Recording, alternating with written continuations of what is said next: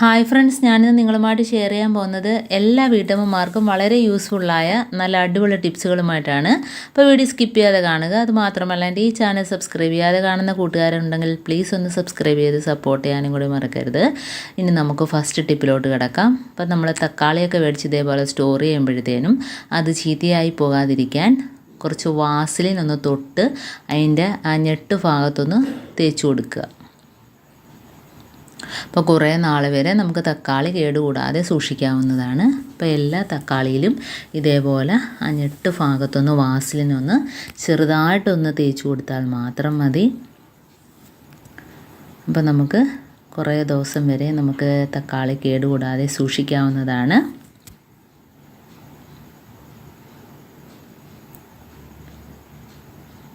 അപ്പോൾ ഇതേപോലെ നമുക്ക് ഫ്രിഡ്ജിൽ വെക്കാതെ തന്നെ പുറത്ത് വെക്കുകയും ചെയ്യാം. അതേപോലെ തന്നെ നമ്മൾ ഇതേപോലെ നേന്ത്രപ്പഴമൊക്കെ മേടിക്കുമ്പോഴത്തേനും ഇതേപോലെ പെട്ടെന്ന് കറുത്ത് പോകും.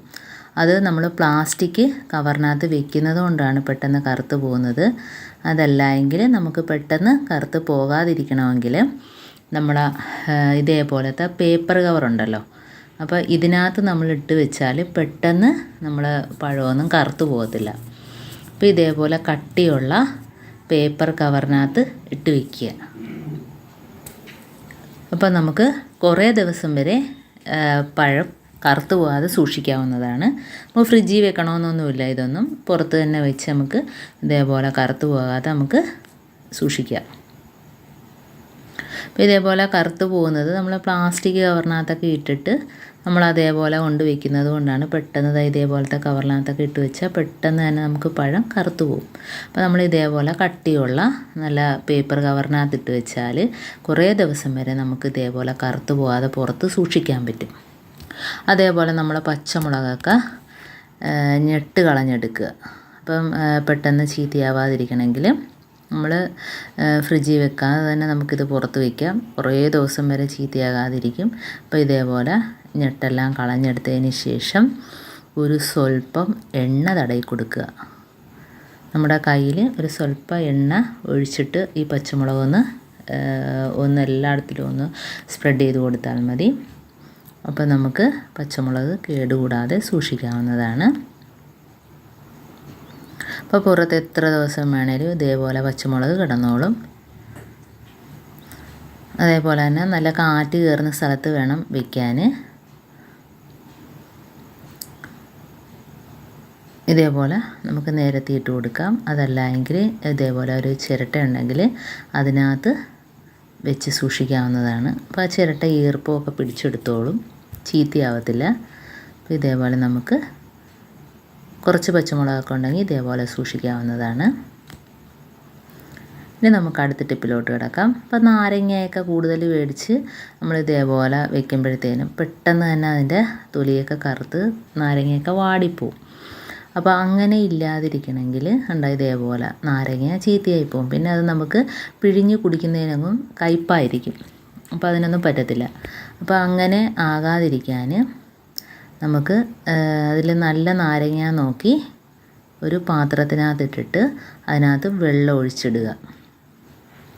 അപ്പം ഒരു മാസത്തോളം നമുക്ക് ഈ നാരങ്ങ വാടാതെ തൊലിയൊക്കെ ചീത്തയാവാതെ നല്ല ഫ്രഷായിട്ടിരിക്കും. അപ്പോൾ നമുക്ക് ഇടയ്ക്കൊന്ന് വെള്ളം മാറ്റി കൊടുത്താൽ മാത്രം മതി.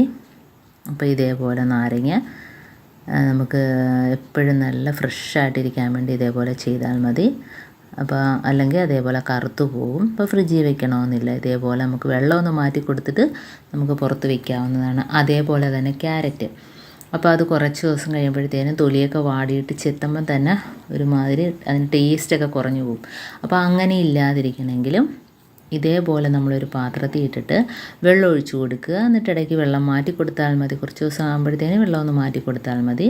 അപ്പം എത്ര ദിവസം വേണേലും നമുക്ക് ഇതേപോലെ സൂക്ഷിക്കാവുന്നതാണ്. അപ്പോൾ നമ്മുടെ ആ ക്യാരറ്റിൻ്റെ തൊലിയൊക്കെ വാടിയിട്ടുള്ള ഒരുമാതിരി ഇരിക്കത്തില്ല. അപ്പോൾ അതൊന്നും ഇല്ലാതെ നല്ല ഫ്രഷായിട്ട് തന്നെ ക്യാരറ്റ് നമുക്ക് ഇരിക്കും. കാരണം ഫ്രിഡ്ജിൽ നിന്നൊക്കെ എടുക്കുന്ന അതേ രീതിയിൽ തന്നെ നമുക്ക് ഇതേപോലെ സൂക്ഷിക്കാവുന്നതാണ്. അടുത്ത ടിപ്പിലോട്ട് കിടക്കാം. അപ്പോൾ നമ്മൾ ഇതേപോലെ ചിരട്ടയിൽ ഒരു ദ്വാരമുള്ള ചിരട്ട എടുക്കുകയാണെങ്കിൽ നമുക്ക് പച്ചമുളകാണെങ്കിലും കറിക്ക് ആവശ്യത്തിനുള്ള സാധനങ്ങളെല്ലാം പെട്ടെന്ന് തന്നെ നമുക്ക് ആ ചിരട്ടയ്ക്കകത്ത് ഇതേപോലെ കറിവേപ്പിലയൊക്കെ ഊരിയിട്ടിട്ട് നമുക്ക് ടാപ്പിനകത്ത് കാണിച്ച് കഴുകിയാൽ തന്നെയും നമുക്ക് അതിൻ്റെ വെള്ളം അഴുക്ക് വെള്ളം അങ്ങ് പോയി കിട്ടും. എന്നാലും കറിവേപ്പിലയൊന്നും പുറത്ത് പോകാതെ നമുക്ക് പെട്ടെന്ന് ഇതേപോലെ ചിരട്ട ഉണ്ടെങ്കിൽ എല്ലാം കഴുകിയെടുക്കാൻ പറ്റും. അപ്പോൾ ഇതേപോലെ തന്നെ നമുക്ക് പച്ചമുളക് എന്തിട്ട് വേണേലും പെട്ടെന്ന് നമുക്ക് കഴുകിയെടുക്കാം. അപ്പോൾ അതിന് ചിരട്ട ഉപകാരപ്പെടും. ഇങ്ങനെയൊക്കെയുള്ള ചിരട്ട നമുക്ക് ഇങ്ങനെയുള്ള കാര്യങ്ങൾക്കൊക്കെ നമുക്ക് ഉപകാരപ്പെടും.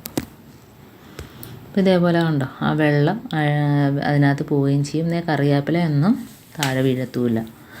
അപ്പം എൻ്റെ ഈ ടിപ്സുകൾ നിങ്ങൾക്ക് ഇഷ്ടമായെന്ന് വിചാരിക്കുന്നു. ടിപ്സിൽ ഏതെങ്കിലും ഒന്ന് യൂസ്ഫുള്ളായിട്ട് തോന്നിയിട്ടുണ്ടെങ്കിൽ ഒന്ന് ലൈക്ക് ചെയ്യാനും കമൻറ്റ് ചെയ്യാനും സബ്സ്ക്രൈബ് ചെയ്യാനും മറക്കരുത്. അതേപോലെ തന്നെ ബെല്ലൈക്കൻ എനേബിൾ ചെയ്യാനും മറക്കരുത്. എന്നാൽ മാത്രമേ ഞാനിടുന്ന ഓരോ വീഡിയോസും നിങ്ങളുടെ മുമ്പിൽ നോട്ടിഫിക്കേഷനായി എത്തുകയുള്ളൂ. അപ്പോൾ ഇനിയും നല്ല നല്ല ടിപ്സുകളുമായിട്ട് വീണ്ടും കാണാം. അതുവരേക്കും താങ്ക്സ് ഫോർ വാച്ചിങ്.